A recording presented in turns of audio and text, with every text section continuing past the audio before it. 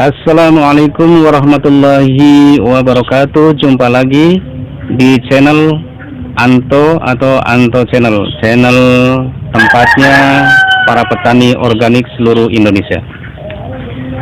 Alhamdulillahirabbil alamin, wassalatu wassalamu ala asrofil anbiya'i wal mursalin wa ala alihi wa sahbihi ajma'in, amma ba'du.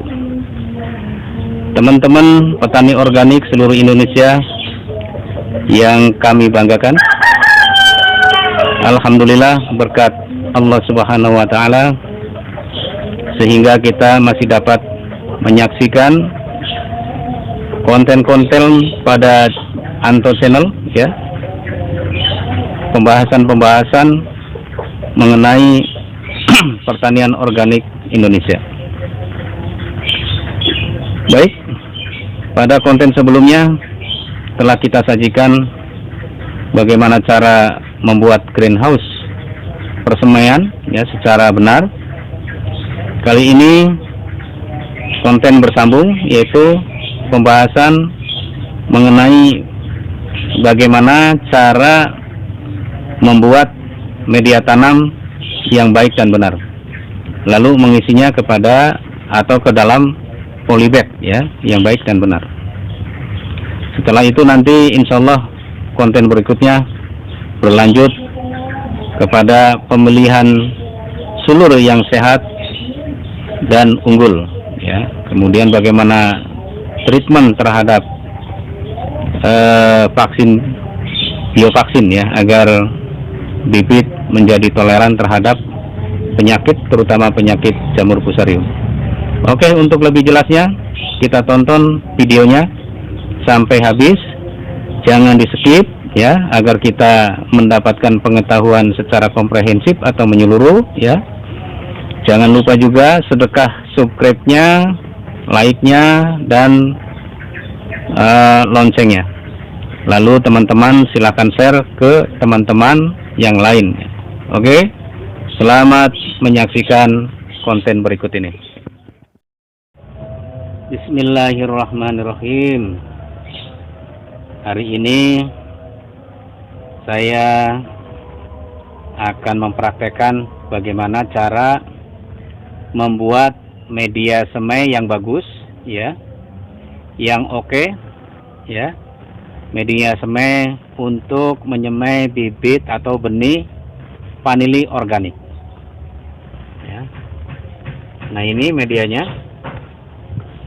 Media ini sudah saya campur-campur, ya. Nah, ini medianya, ya. Kita lihat. Yuk kita lihat jarak dekat, ya. Ini medianya, ya, yang sudah saya campur-campur, ya.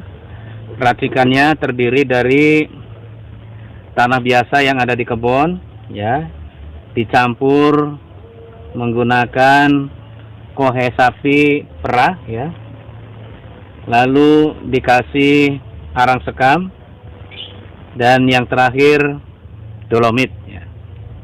Nah, mari saya uraikan satu persatu, ya. Tanah biasa yang ada di lahan itu bisa dipakai untuk persemaian, ya. Tapi alangkah baiknya kalau teman-teman lokasi kebunnya dekat dengan sungai irigasi, ya. Sungai irigasi, kalau di kampung saya di Indramayu itu banyak sungai irigasi, ya, dari Waduk Jatiluhur. Apalagi sungai irigasi yang sudah masuk ke sawah-sawah itu, ya. Istilahnya apa, ya? Saluran air dampiang lah, dampiang. Pembagian dari sungai besar masuk ke sawah-sawah itu namanya istilahnya dampiang kalau di kampung saya. Nah, itu biasanya banyak endapan-endapan lumpurnya, ya.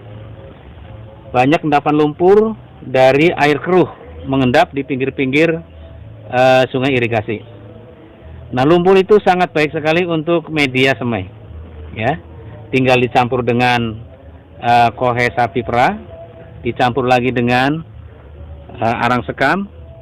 Nah, kalau lumpur nggak usah dolomit, nggak apa-apa, ya, pH-nya sudah bagus. Nah, tapi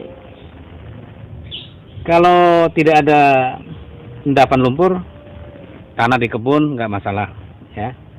Narasikannya, perbandingannya sebagai berikut. Tanah biasa, ya, 1 bagian. Kohe sapi perah 1 bagian. Arang sekam 1 bagian. Dolomitnya 1/10 bagian saja, ya, nggak usah banyak-banyak. Nah, mengapa harus menggunakan kohe sapi perah, bukan sapi biasa? Nah, ini kita kan untuk menyemai, ya. Sapi perah itu kotoran hewan sapi perah, karena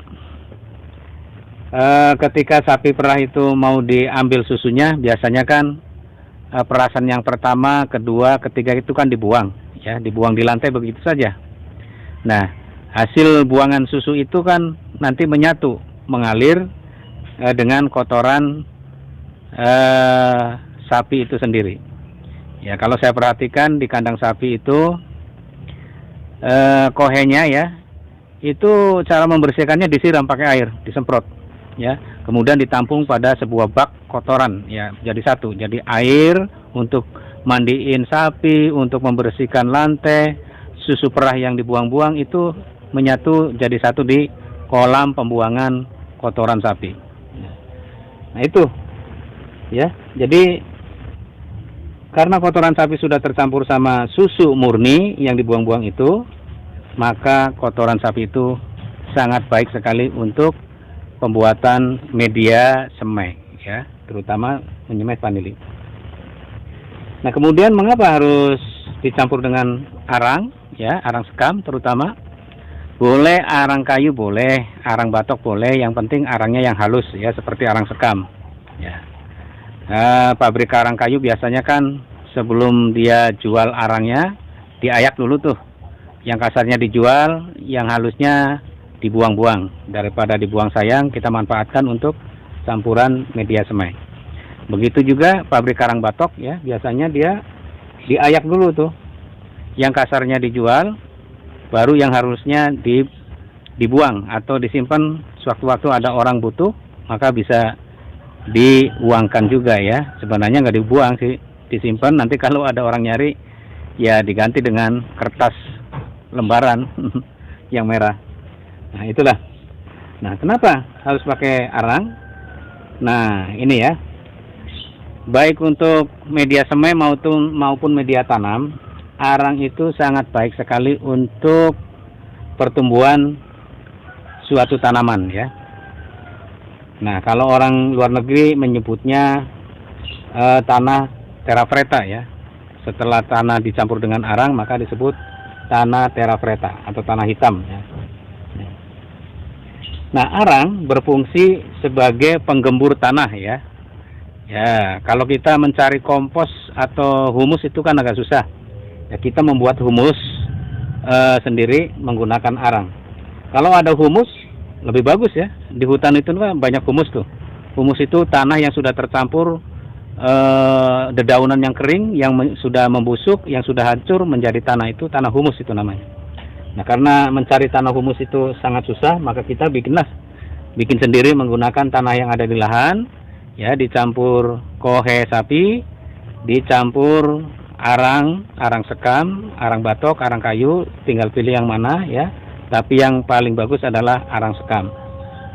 Ya, itulah, ya, mengapa harus pakai arang sekam. Di samping untuk menggemburkan, arang sekam itu atau arang itu tempatnya bersemayamnya mikroba baik, ya. Jadi sebagai penggembur dan tempat bersemayamnya atau rumahnya mikroba, ya. Ketika kita memupuk menggunakan organik, ya, POC, pupuk organik cair. Nah, di situ kan ada organiknya, ya, mikrobanya. Nah, setelah diaplikasikan ke tanaman, baik disemprot atau dikocor, terutama dikocor, ya, nanti mikroba itu akan bersemayam pada media tanam yang ada arangnya. Kalau sudah punya rumah bersemayam di situ, otomatis dia akan beranak pinak, semakin banyak berkembang biak. Oleh karena itu tanah makin subur dan tanaman pun akan ikut subur. Itu, ya. Teorinya seperti itu. Lalu mengapa dikasih dolomit? Nah, ini dolomit ya. Dolomit itu kapur pertanian ya, asalnya dari kapur, jadi pengapuran. Dolomit itu hanya sebuah merek saja ya, sebenarnya sih kapur ya. Kapur yang diambil dari pegunungan, gunung kapur, diolah ya. Tapi sudah di treatment dengan treatment tertentu ya. Diolah lagi di pabrik. Nah, itu kapur pertanian, biasanya orang menyebutnya dolomit ya.